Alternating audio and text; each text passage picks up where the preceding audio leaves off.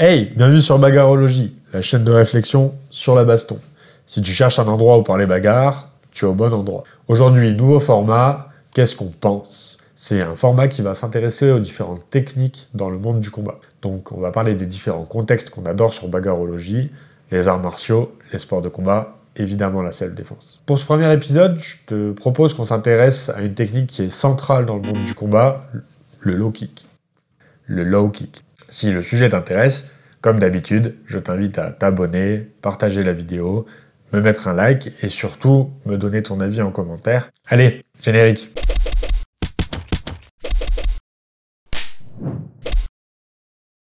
Une fois n'est pas coutume, je vais d'abord expliquer ce qu'est un low kick de manière générale pour celles et ceux qui n'y connaissent rien en bagarre. Parce qu'on ne juge personne par rapport à son niveau sur Bagarologie. Donc un low kick c'est quoi? Donc rapidement, condensé en une phrase résumée, c'est une frappe circulaire, donc qui arrive sur le côté du corps, que tu fais avec tes jambes et qui a pour cible les jambes de ton adversaire. Et comme une image vaut mille mots, donc dit comme ça, c'est assez large, on va zoomer un petit peu dans la technique. Mais dans un premier temps, je te propose qu'on parle de son origine. Historiquement, on parle souvent du Muay Thai, de la Thaïlande, donc comme étant le berceau du low kick. Ce qui est relativement vrai si on prend la forme actuellement la plus connue de cette technique. En réalité, il faut nuancer un petit peu ce propos, dans le sens où le Muay Boran, qui est aussi l'ancêtre du Muay Thai, qui est actuellement la branche traditionnelle de la boxe thaïlandaise, a aussi des coups de pied circulaires bas, ce qui du coup montre bien que ça ne s'en tient pas à la boxe thaïlandaise actuelle. Aussi, le cousin birman de la boxe thaïlandaise, le Late Way, a aussi ce type de coup de pied, donc on voit bien que c'est pas figé sur la boxe thaïlandaise. Internationalement, on a beaucoup d'autres formes de coups de pied circulaires bas qui existent, notamment le fouetté bas qu'on retrouvera en savate, donc en boxe française, et dans d'autres régions du monde, donc la Chine notamment, on retrouve certains balayages dans le kung fu, et en Indonésie, avec le pencaksilat ou autre, on retrouve aussi des formes de balayage avec les coups de pied bas.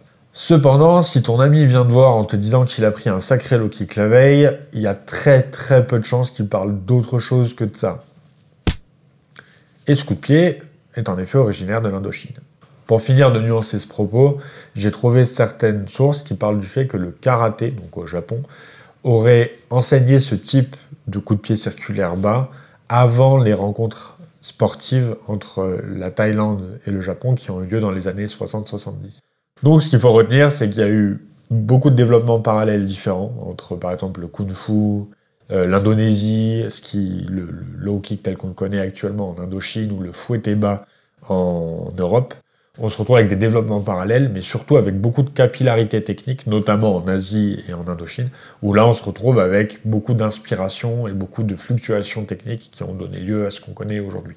Donc si on parle maintenant de l'aspect technique, il y a beaucoup de manières différentes de donner des low kicks, et ça continue d'évoluer encore aujourd'hui. Il y a beaucoup de débats concernant cette technique et la manière dont elle doit être donnée, et je vais te donner quelques points qui ne font pas encore consensus. La zone de la jambe avec laquelle je dois frapper, par exemple.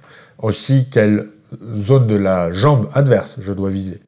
La forme que doit prendre ma frappe au niveau de ma hanche, est-ce que je dois beaucoup sortir ma hanche ou pas. La jambe d'appui, ma jambe d'appui, c'est-à-dire celle avec laquelle je n'attaque pas, qu'est-ce qu'elle doit faire? Quel angle je dois lui donner, quelle respiration je dois adopter, qu'est-ce que doivent faire mes bras pendant que je frappe. Voilà, autant de choses qui ne font pas consensus en fonction des différentes écoles. Il n'y a pas, je pense, de forme optimale au low kick. Je pense qu'il y a des variations à utiliser en fonction des différents contextes dans lesquels on a envie d'utiliser cette technique-là. En fait, les contextes d'usage vont beaucoup conditionner quelle forme ma jambe doit avoir, quel angle je dois donner, etc. Je sais que si je donne pas mon avis là personnel, ça va m'être demandé, donc je vais faire une autre vidéo qui va être dissociée de celle-ci, où je vais donner la forme de low kick que moi j'ai l'habitude d'utiliser, et les raisons pour lesquelles moi je l'utilise de cette manière-là. Ok, il est utile maintenant de mentionner qu'il y a quand même un low kick duquel on parle le plus, celui qui est le plus représenté, donc ça ressemble à ça. Et comme tu peux le voir, le pied avant, donc le pied d'appui de l'attaquant, il est tourné, la hanche arrière, elle est sortie. La personne, elle frappe juste au-dessus du genou de son adversaire. Et on voit très bien que là, elle utilise plus ou moins son tibia. Il n'y a pas de consensus sur l'utilisation du tibia. Les professionnels actuellement utilisent autant le dessus du pied que le tibia. Super. Maintenant qu'on sait à quoi ça ressemble, on va pouvoir parler de l'utilité de cette frappe. On l'a dit, tout dépend du contexte en réalité. Là, on va commencer par le contexte sportif, donc on va parler plutôt de ce qu'on retrouve au MMA par exemple ou en boxe thaïlandaise. Dans ces contextes-là, ce qui est le plus intéressant, c'est d'utiliser les low kicks pour fatiguer la jambe avant en réalité. La jambe avant, quand on va frapper dessus avec des low kicks, on va créer un hématome dans la jambe, donc sur le dessus, et ça va limiter la capacité de l'adversaire à mettre du poids sur cette jambe-là facilement. Ce que ça veut dire, c'est que ça va limiter deux aspects. Le premier aspect, c'est la capacité à se déplacer, d'accord, à aller vers l'avant, puisqu'il faut mettre du poids dessus. Donc ça va limiter les déplacements de l'adversaire. Et deuxièmement, ça va limiter sa capacité à utiliser ses poings, parce que pour utiliser efficacement ses poings, il faut pouvoir mettre ses pivots. Et donc on doit mettre beaucoup de poids sur la jambe avant pour transférer du poids avec ses hanches. Si on est meilleur au pied que son adversaire, mais qu'on est moins bon au point, c'est une très bonne manière de limiter le jeu de poing de l'adversaire que de frapper sa jambe avant. Il faut aussi noter que le low kick a amené à beaucoup de KO, notamment à l'UFC, on en a vu beaucoup, ce qu'on appelle un KO technique, c'est-à-dire que la personne ne perd pas conscience, mais elle n'est plus en capacité de continuer de combattre. C'est arrivé relativement couramment de prendre trop de low kick et de ne plus pouvoir se relever. Il faut aussi noter que les effets du low kick dépendent des variations qu'on utilise de celui-ci. Par exemple, en MMA, récemment, on a retrouvé l'utilisation des calf kicks, donc des low kicks, mais qui sont mis encore plus bas sur la jambe de l'adversaire, au niveau du mollet. À cet endroit-là, on a le nerf fibulaire commun qui passe, donc en frappant cette zone-là, on limite l'utilisation des appuis de l'adversaire parce qu'il aura du mal à se servir de son pied. Et c'est aussi plus dur à défendre parce que c'est encore plus bas. Ouais, pour ceux qui n'y connaissent rien, quand on a envie de vraiment savoir se battre, on finit par être pas mauvais en anatomie. C'est d'ailleurs drôle de voir des potes à moi qui sont la majorité du temps aussi intelligents que des manches à balai me sortir des noms latins quand il s'agit de casser leur tibia avec des manches à balai.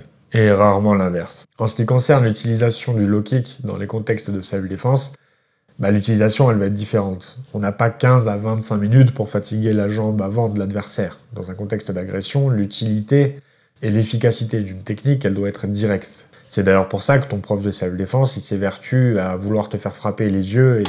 Et c'est vrai que par exemple, si quelqu'un d'assez endurci te fonce dessus, utiliser un low kick, ça va pas t'être utile parce que c'est une frappe circulaire. Donc par définition, ça n'arrête pas l'élan de quelqu'un qui court. Par contre, ce que ça va pouvoir faire, c'est éventuellement la balayer. Mais du coup, il faut que le ratio entre ton poids et celui de la personne qui est contre toi soit à ton avantage, ce qui est rarement le cas dans un contexte d'agression. Par contre, si tu utilises des frappes de recul, comme le tip par exemple, ou n'importe quel autre coup de pied de recul, là ça va avoir une utilité directe pour arrêter de l'élan. C'est aussi assez rare de neutraliser quelqu'un avec un seul low kick. D'ailleurs, c'est pour ça que dans les sports de combat, on utilise les low kicks à répétition. C'est très rare de mettre juste un low kick à quelqu'un et que ça suffise à le neutraliser. Ah oui, et petite parenthèse pour toi qui viens d'ouvrir les commentaires et qui t'es jeté sur ton clavier, si c'est pour parler de je ne sais quelle démonstration d'un grand maître qui a un coup de pied ultime qui neutralise instantanément, je t'arrête tout de suite, j'ai déjà parlé de ça dans une vidéo sur le Bullshido et ça ne m'intéresse pas. D'accord ? Ça ne fonctionne, ce genre de technique, que dans des contextes où il y a quelqu'un de malléable, qui ne bouge pas, qui est à l'arrêt, avec un grand maître qui parle comme s'il était l'élu, qui lui va aller à 2000 à l'heure, frapper une zone bien précise de la jambe pour frapper je ne sais quel TFL ou quel faisceau musculaire derrière. Je trouve ce genre de précepte dangereux en réalité. Fin de parenthèse. Maintenant, je reste persuadé que mettre un énorme low kick à quelqu'un qui n'est pas un combattant endurci est une plutôt bonne manière de le neutraliser en limitant la casse sur les dégâts réels. Il vaut mieux mettre un low kick à quelqu'un et de le voir se plier de douleur par terre sans qu'il y ait de dégâts réels plutôt que de lui casser le nez à coups de coude. Parce que prendre un low kick quand on n'est pas conditionné à en prendre, ça fait très très très mal. Oui, je t'ai pas encore parlé de la différence entre prendre des low kicks avec et sans conditionnement préalable. Ça, c'est quelqu'un qui mange des low kicks à tous les repas. Et ça, c'est ton pote Michel qui pense que mettre un coup de pied sur la cuisse, ça ne sert à rien. Sacré Michel. Et si t'as jamais pris de low kick dans ta vie, ça ressemble un petit peu à la douleur que tu pouvais avoir au collège lorsque tu prenais une béquille, tu sais, ce petit coup de genou vicieux dans la cuisse. Mais en beaucoup plus intense, et ça peut t'envoyer au tapis autant à cause de l'élan de la frappe qu'à cause de la douleur. Donc pour arrêter quelqu'un qui te fonce dessus, c'est pas le plus fiable. Mais par contre, pour faire mal sans blesser, bah, ça peut très bien fonctionner et donc être dissuasif. Aussi, dans les contextes de self-défense, il y a quelque chose qu'il faut rappeler, c'est que vu qu'on tape dans la cuisse, si la personne n'est pas conditionnée en face et qu'elle est en train de se plier de douleur au sol, ça va beaucoup limiter sa capacité à te courir après derrière, parce que du coup, elle va avoir la cuisse qui va enfler. Bon, on arrive doucement à la fin de ce petit tour d'horizon sur le low kick. Il y aurait évidemment plein d'autres choses à dire sur cette technique, mais je pense que tu peux te faire une bonne représentation de cette technique juste avec cette vidéo. Dis-moi en commentaire quelle technique tu souhaites pour les prochains Qu'est-ce qu'on pense, et n'oublie pas de liker et partager la vidéo pour me donner de la force. À la prochaine!